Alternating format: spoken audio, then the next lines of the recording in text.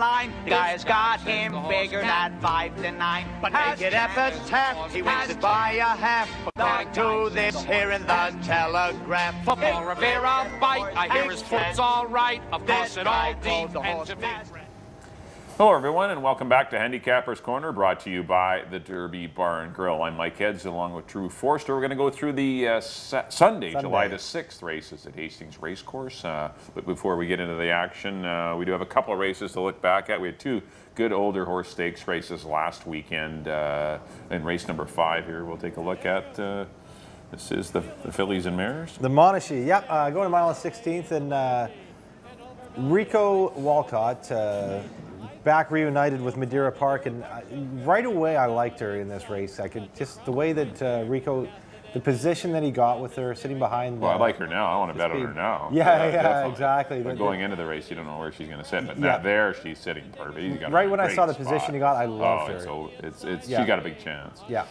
24 flat for the opening quarter, but things really sped up. Touching Promise a little aggressively ridden here to get a half and 47 flat, I think it was. Yeah, opening up on the field a little bit here, being chased by, I think so, the Troy Taylor barn. Miss Derrick, never comfortable, out deep. Yeah. Didn't get the best of it at all. It really shows that when she doesn't get her trip, she's just an average horse. Yeah. When she gets her trip, she is a top class horse. Yeah. It's just one of them fillies that needs things to go her way. But Touching Promise out here on the lead, I think so, sitting a good second, overvalued, a comfortable third, and Madeira Park is in a nice striking position in fourth. Yep, you can see Rico Walcott kind of asked her to pick it up here now, and as Mike mentioned, the 47 and 2. And a 111, that's a little silly. Yeah, these mares start to come back a little bit. By far the fastest fractions of the day. Rico Walcott rides. He just fits this mare perfectly, and gets the jump on everybody, making a nice move on the outside of Touching Promise. Touching Promise still digging in here. And a fast closing Wanda Woman is going to come flying late down here on the far outside. Big left-handed whips for Amadeo Perez there. He's flying. Another one reunited with a rider that gets along well with her. And final time, very good, 143 and 4/5. Well, there was the Fillies and Mares and the Monashee. Congratulations to the connections of Madeira Park. I actually watched it right here at the Derby Bar. Dad was here. That's good. He survived. That's good. Trying to keep him calm. Trying to keep him calm when they're coming down the lane there. But good to see Madeira Park back in the winner's circle. Next up was the George Gilbert and Ray Hansen. Ray Hansen. Yeah, and Dave Forster and Rico Walcott. Next up was the Lieutenant Governors for older horses going a mile and 16th. The traditional Canada Day feature. It's always been usually on its own for years and years. It was on its own. The Lieutenant Governors. Now they're stacking the stakes up together. Now they're stacking them up all in one day. Here comes the 6 Modern, breaks very well and gets the lead. And Title Contender, who is the favorite, sitting in the box seat in third or fourth. Modern has turned into quite a handy horse for the Swift Thoroughbreds. He's really matured into a tough horse. Mr. Bowling was in between there. He was in good position always, and Devil in Disguise was out wide. So the two Troy Taylor runners were sitting third and fourth on the outside, second and third now on the outside. This is an absolute... Wildcat got bothered. I didn't notice that first time. He got bothered and was wide early. No position. 3-horse was messing him up a little bit. This is absolutely, for me, this was the best race on the card. Just a rider's race between Rico Walcott and Mario Gutierrez. Mario's got Rico pinned down here. He's trying to keep him down there on Title Contender. He knows where the favorite is, and he's got a pretty keen eye on him. As Modern clips along 48 flat. Comfortable fractions for a good Modern. Devil in Disguise moving up on a little bit on the outside there. You can see Mario still is trying to keep Walcott pinned down there on Title Contender. And here comes Rico. Yeah, Rico just pushes his way out here. And actually squeezed out Mario there. And Mario lost a couple lengths there. Yeah. And he was on too much horse. Now he gets Mr. Bowling again. At this point, I'm thinking Mario's going to come try and run second, and then maybe get his number taken down, because I don't know how much Title Contender bothered him.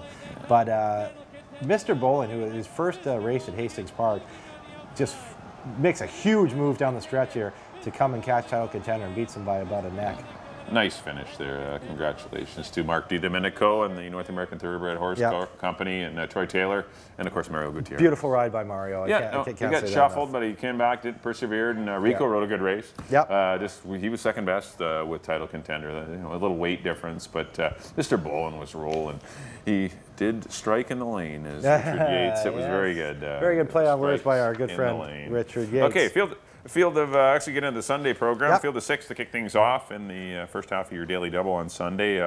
Looks like there's a pile of speed in the race. I've gone to the one Hillingdon. I'm going to hopefully reunited with Amadeo Perez. That this horse will be awfully dangerous.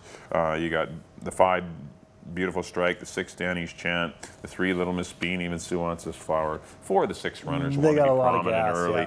And Hillingdon isn't prominent early. She will be last, but I think she'll be rolling. So I put her on top of the 6 Danny's Chant and the 5 Beautiful Strike. I think those are your next 2. I went 1, 6, and 5. I agree with Hillingdon, and not only is it going to set up well for her, she is kind of the class of the race. You know, she's was cut out to be a bit of a nicer mare, and always gives it an honest effort. I like Hillingdon, especially as you mentioned, reunited with Amadeo Perez. I put Beautiful Strike in the second spot. Connections are good. This mare's been knocking on the door. Will win a couple in a row, a second. Got beat 3 lengths last time. Hillingdon was in that race, so I put her in. And Suance's Flower is another one that's kind of been knocking on the door at this. With these caliber fillies all year out of the Jim Brown barn. I got 1, 5, and 4 on the first. On the second, 3-year-olds and up, maiden 8. I've gone to the 2-horse Nick DeMimsey. Dropping down from that 12-5 level where he got beat by Uncle Willard as Steelhead. I don't see anybody in here as tough as you know, I guess those kind of horses. I think this is soft enough for Nick DeMimsey to break his maiden today. I looked around the second spot. I came up with Coriandrum out of the Mel Snow Barn, was in that same Nick DeBimsey race, didn't get beat that far. Switches from Ryan Pacheco to Amadeo Perez. I like that move. I got him in second.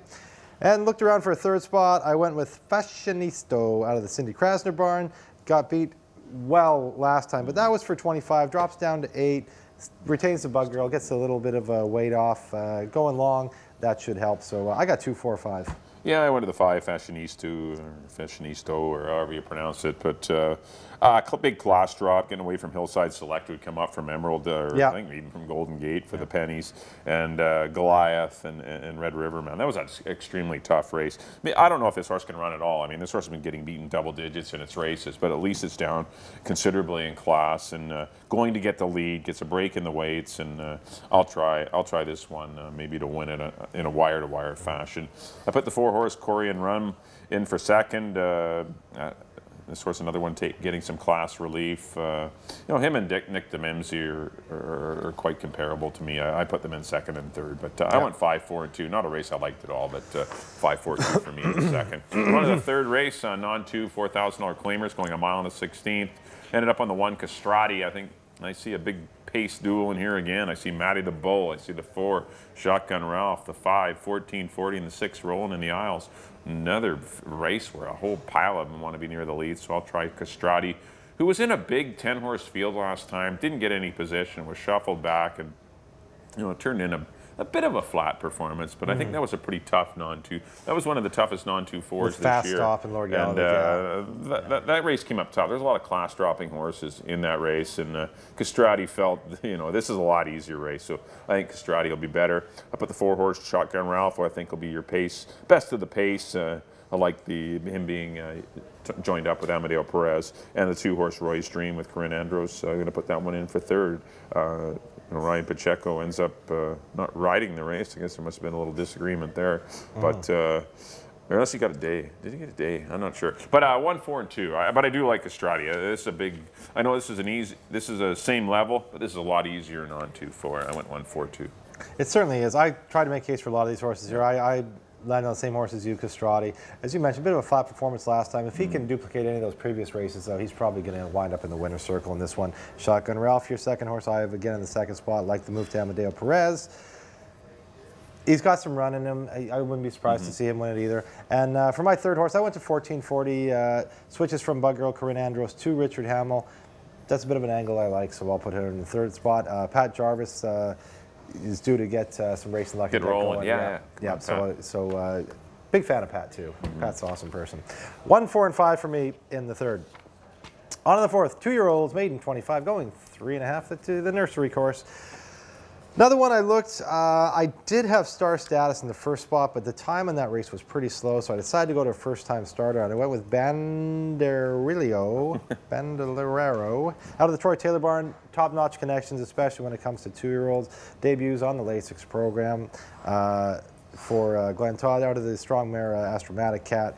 Connections look good. I like the post on the outside. Yeah, good draw on the outside. Very good. I'll take Bandolero. I did take star status in the second spot. The horse has an out. It was a second. Kind of a slow time, but he has the out. So that, you know, that's a big advantage here, even though I don't like the post at all. You know, if you don't break in the 1 hole in this race, you're up against it.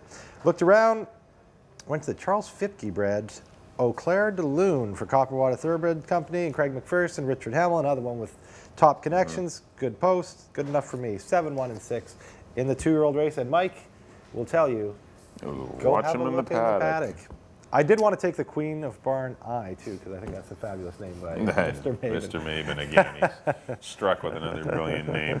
I ended up on the 2-horse Cassidy All-Star, and this isn't the first Cassidy All-Star that's run at Hastings. I think Dan Lee had the initial one as well. Yeah. But this one has had 2 races under its belt with Jason Rodriguez, and actually last time chased 4 deep in a very quick heat. It was won in 39 and 4/5. Yeah. 39 and 4, that's a salty time, and this horse was out in the 4-path. So it's no wonder it finished 4th, beaten 8 lengths. Draws inside. Frank Fuentes gets the call. I'm going to try Cassidy All-Star to win it.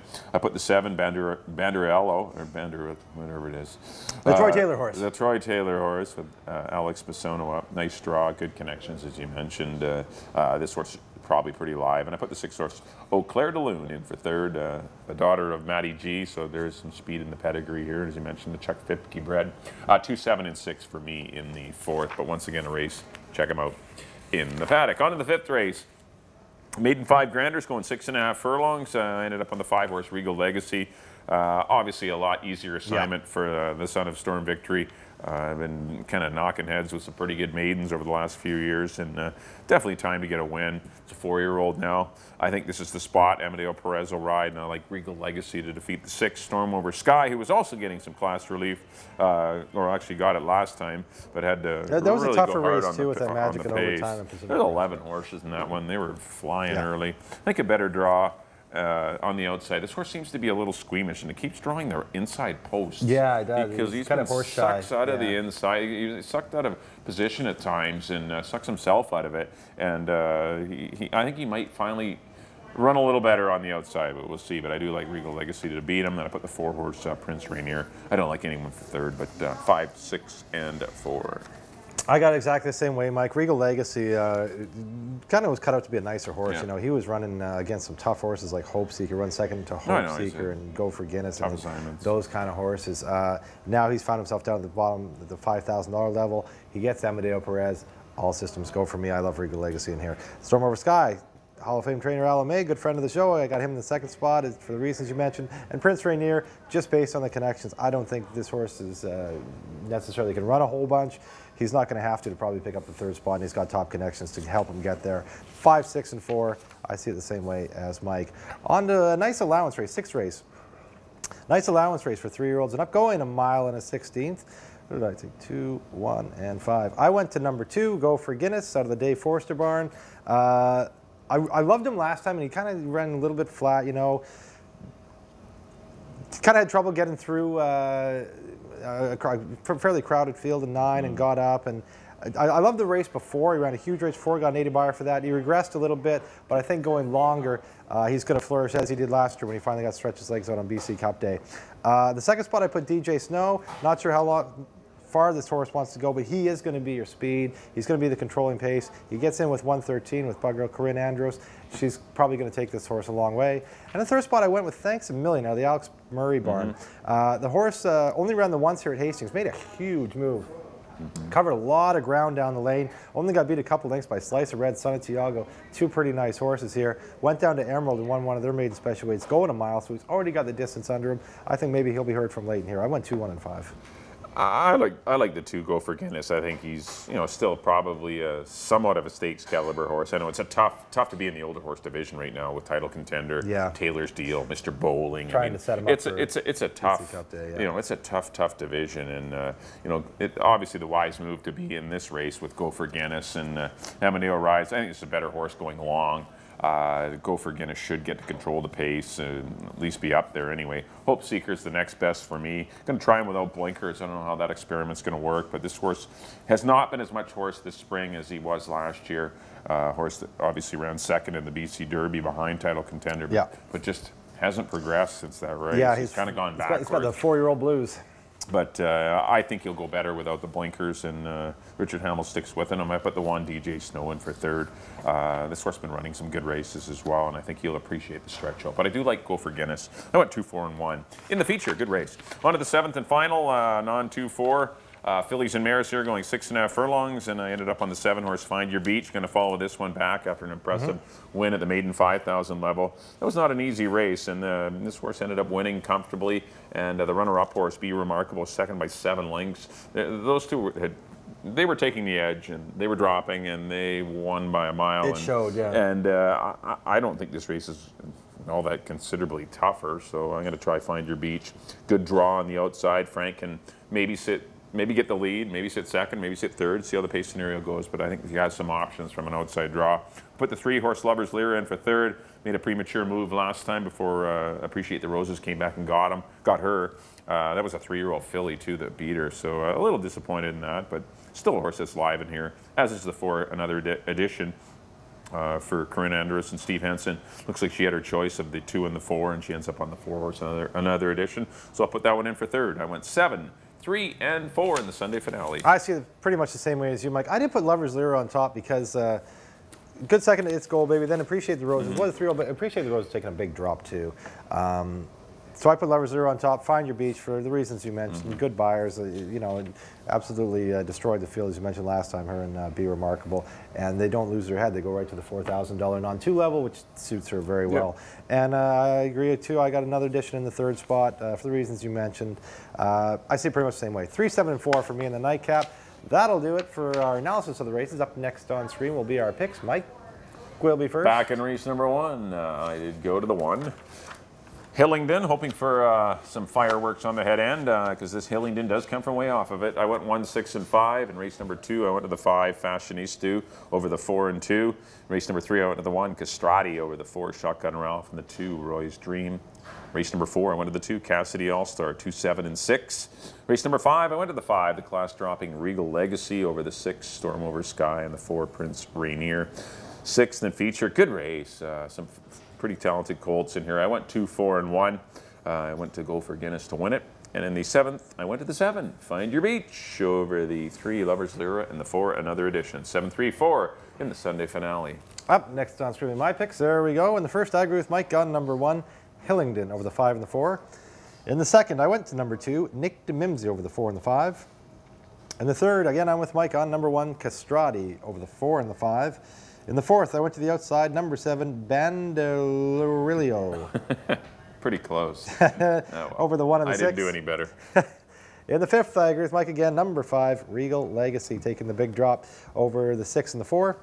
In the 6th, the feature race, a good little allowance race, I went to the 2, Go for Guinness, over the 1 and the 5. And in the nightcap, the 7th, I went to the 3, Lovers Lyra, over the 7 Banderillo. Banderillo. Banderillo. I don't know. Sounds like a... I don't know. A bandit. Bandit, yeah.